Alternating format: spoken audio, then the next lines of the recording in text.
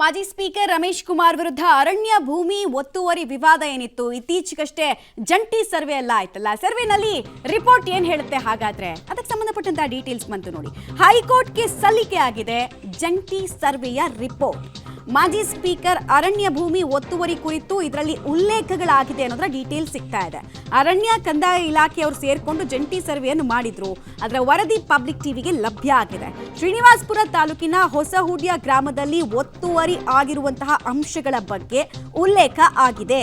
Survey number 1ರಲ್ಲಿ 6 ಎಕರೆ, survey number 2ರಲ್ಲಿ 54.23 ಎಕರೆಯಷ್ಟು ಒತ್ತುವರಿ ಆಗಿದೆ ಅಂತ ಸರ್ವೆ ನಡೆಸಿದ ಅಧಿಕಾರಿಗಳು ರಿಪೋರ್ಟ್ ಅನ್ನು ಕೊಟ್ಟಿದ್ದಾರೆ. ಒಟ್ಟು 60.23 ಎಕರೆ ಅರಣ್ಯ ಭೂಮಿ ಒತ್ತುವರಿ ಆಗಿರೋದ್ರ ಬಗ್ಗೆ ವರದಿಯಲ್ಲಿ ಉಲ್ಲೇಖ ಆಗಿದೆ. ಫೆಬ್ರವರಿ 6ನೇ ತಾರೀಕು ವಿಚಾರಣೆ ನಡೆದು ಮುಂದಿನ ಕ್ರಮಗಳನ್ನ ಕೈಗೊಳ್ಳಲಾಗತ್ತ ಅನ್ನೋದು ಕುತೂಹಲ. ಸರ್ವೆ ನಡೆದಾಗ ಎರಡೂ ಇಲಾಖೆಯವರು ಒಮ್ಮತಕ್ಕೆ ಬರಲೇ ಇಲ್ಲ. ಆಮೇಲೆ ಒರಿಜಿನಲ್ ಡಾಕ್ಯುಮೆಂಟ್ಸ್ ಇಲ್ಲ ಅಂತ ಒದ್ದಾಡ್ಬಿಟ್ಟಿದ್ರು. ಇವರು ಫಸ್ಟ್ ಅರಣ್ಯ ಇಲಾಖೆಯವರು ಸರ್ವೆ ಮಾಡಿದ್ರು. ಅವ್ರ ಸರ್ವೆನ ಕಂದಾಯ ಇಲಾಖೆಯವರು ಒಪ್ಪಲಿಲ್ಲ. ಕಂದಾಯ ಇಲಾಖೆಯವರು ಸೆಕೆಂಡ್ ಟೈಮ್ ಸರ್ವೆ ಮಾಡ್ತಾರೆ. ಅವರು ಇಬ್ರು ಕೂಡ ಒಮ್ಮತಕ್ಕೆ ಬರಕ್ಕಾಗ್ಲಿಲ್ಲ. ಆಮೇಲೆ ಏನೋ ಕೂತು ಇವಾಗ ಒಮ್ಮತಕ್ಕೆ ಬಂದಿದ್ದಾರೆ ಅಂತ ಅನ್ಸುತ್ತೆ. ಆಮೇಲೆ ಇದೇ ತುಂಬಾ ಆಶ್ಚರ್ಯ ಅನ್ಸೋದು. ಸರ್ವೆ ಕಲ್ಲಿರುತ್ತೆ ಸಾಮಾನ್ಯವಾಗಿ, ಎಲ್ಲಿ ಹೋದ್ರೂ ಕೂಡ ಸರ್ವೆ ಕಲ್ಲಿಂದ ಅಳತೆ ಮಾಡೋದು. ಇಲ್ಲಿ ಮಾತ್ರ ನಮ್ಮ ಹತ್ರ ಡಾಕ್ಯುಮೆಂಟ್ ಅಲ್ಲಿ ಇದು ಹೇಳ್ತಾ ಇಲ್ಲ ಅದು ಹೇಳ್ತಾ ಇಲ್ಲ ಅಂತ ಎಲ್ಲಾ ಕಡೆನೂ ಒಂದೇ ಸರ್ವೆ ಕಲ್ಲಿರುತ್ತೆ. ನನ್ನ ಪ್ರಕಾರ ಕೋರ್ಟ್ ಯಾವತ್ತೂ ಕೂಡ ಅರಣ್ಯ ಇಲಾಖೆಯವರ ಸರ್ವೆ ಇರುತ್ತಲ್ಲ ಅದಕ್ಕೆ ಹೆಚ್ಚಿನ ಪ್ರಾಶಸ್ತ್ಯವನ್ನ ಕೊಡುತ್ತೆ. ರೈಟ್, ಡೀಟೇಲ್ಸ್ ಕೊಡ್ತಾರೆ ರವಿ. ಸದ್ಯಕ್ಕೆ ಈಗ ರಿಪೋರ್ಟ್ ನಲ್ಲಿ ಏನೆಲ್ಲ ಅಂಶಗಳಿದೆ, ಇದು ಯಾವ ರೀತಿಯಾಗಿ ರಮೇಶ್ ಕುಮಾರ್ ಅವರಿಗೆ ಕಂಟಕವನ್ನ ತರಬಹುದು ಅಂತ ಮುಂದೇನಾಗತ್ತೆ? ಖಂಡಿತ ಮಮತಾ, ಕಳೆದ 2 ದಶಕಗಳಿಂದ ಇರುವಂತಹ ಅರಣ್ಯ ಭೂಮಿ ವಿವಾದ ರಮೇಶ್ ಕುಮಾರ್ ಅವರಿಗೆ ಕಂಟಕವಾಗಿ ಪರಿಣಮಿಸುವ ಎಲ್ಲ ಸಾಧ್ಯತೆಗಳು ಹೆಚ್ಚಾಗಿರ್ತಕ್ಕಂಥದ್ದು. ಯಾಕಂದ್ರೆ ರಮೇಶ್ ಕುಮಾರ್ ಅವರೇ ಹೇಳಿದಂತೆ ಈಗಾಗಲೇ ಹಲವು ಸರ್ವೆಗಳನ್ನ ಮಾಡಿ ಮುಗಿಸಿರ್ತಕ್ಕಂಥದ್ದು. ಅಂದ್ರೆ ಒಂದು ಕಡೆ ಕಂಠ ಸರ್ವೆ ಮಾಡಬೇಕು, ಅಂದ್ರೆ ಏನು ಕಂದಾಯ ಇಲಾಖೆ ಸರ್ವೆ ಮಾಡಬೇಕು, ಮತ್ತೊಂದು ಕಡೆ ಅರಣ್ಯ ಇಲಾಖೆ ಸರ್ವೆ ಮಾಡಬೇಕು, ಜೊತೆಗೆ ಗಡಿ ಗುರುತಿಲ್ಲ ಅನ್ನೋ ಒಂದು ಆರೋಪಗಳು ಕೇಳಿ ಬರ್ತಾ ಇತ್ತು.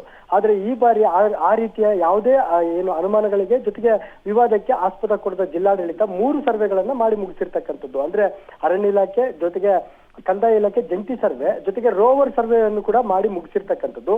ಈ ಏನು ಇದೇ ಕಳೆದ ಅಂದ್ರೆ ಜನವರಿ 15 ಮತ್ತೆ 16ರಂದು 2 ದಿನಗಳ ಕಾಲ ನಡೆದಂತ ಸರ್ವೆಯಲ್ಲಿ ಈಗಾಗಲೇ ಒಂದು ಹಂತದ ವರದಿಯನ್ನ ಸಿದ್ಧ ಮಾಡಿ ಈಗಾಗಲೇ ಸರ್ಕಾರಕ್ಕೆ ಕೊಟ್ಟಿರ್ತಕ್ಕಂಥದ್ದು. ಸರ್ಕಾರ ಈಗಾಗಲೇ ಹೈಕೋರ್ಟ್ಗೆ ಸಲ್ಲಿಕೆ ಮಾಡಿರ್ತಕ್ಕಂಥದ್ದು. ಅದು ಹೈಕೋರ್ಟ್ 6ನೇ ತಾರೀಕು ವಿಚಾರಣೆಯನ್ನ ನಡೆಸಿ ಅದಕ್ಕೆ ಸಂಬಂಧಿಸಿದಂತೆ ತೀರ್ಪನ್ನ ಕೊಡೋದಕ್ಕೆ ಈಗಾಗಲೇ ಎಲ್ಲ ಸಿದ್ಧತೆಗಳನ್ನ ಮಾಡ್ಕೊಂಡಿರ್ತಕ್ಕಂಥದ್ದು. ಅದರಂತೆ ಈಗಾಗಲೇ ಕೆಲವು ಅಂಶಗಳನ್ನ ಉಲ್ಲೇಖ ಮಾಡಿರ್ತಕ್ಕಂಥದ್ದು. ವಿಶೇಷವಾಗಿ ಒತ್ತುವರಿ ಆಗಿದೆ, 60 ಎಕರೆ 54 ಎಕರೆ ಒತ್ತುವರಿ ಆಗಿದೆ ಅನ್ನೋ ಒಂದು ಅಂಶವನ್ನು ಕೂಡ ಉಲ್ಲೇಖ ಮಾಡಿರ್ತಕ್ಕಂಥದ್ದು. ಜೊತೆಗೆ ಒಂದಷ್ಟು ಗಡಿಗಳನ್ನ ಗುರುತಿರ್ತಕ್ಕಂಥದ್ದು. ಈಗಾಗಲೇ ಏನು ಜಂಟಿ ಸರ್ವೆ ಮಾಡಿದಂತ ಸಂದರ್ಭದಲ್ಲಿ ಅರಣ್ಯ ಇಲಾಖೆ ಜೊತೆಗೆ ಕಂದಾಯ ಇಲಾಖೆ ಜೊತೆಗೆ DDLR ಸಂಜಯ್ ಅವರ ನೇತೃತ್ವದಲ್ಲಿ ಈಗಾಗಲೇ ಏನು ಜಂಟಿ ಸರ್ವೆ ನಡೆಯಿತು. ಈ ಸಂದರ್ಭದಲ್ಲಿ ಗಡಿಯನ್ನ ಗುರುತಿಸಿ ಇದರಲ್ಲಿ ಕಂದಾಯ ಇಲಾಖೆಗೆ ಎಷ್ಟು ಜಮೀನು ಬರುತ್ತೆ, ಅರಣ್ಯ ಇಲಾಖೆ ಎಷ್ಟಿರ್ಬೋದು ಅನ್ನೋ ಒಂದು ಅಂದಾಜನ್ನ ಈಗಾಗಲೇ ಮಾಡಿರ್ತಕ್ಕಂಥದ್ದು. ಮಮತಾ, ಥ್ಯಾಂಕ್ ಯು ರವಿ, ತಮ್ಮ ಎಲ್ಲ ಮಾಹಿತಿಗಾಗಿ ಧನ್ಯವಾದ. ಒಟ್ಟಾರೆ ಇವಾಗ ಮೊದಲಿಂದ ಇದ್ದಂತಹ ಆರೋಪ ಏನಿದೆ ಆ ಆರೋಪ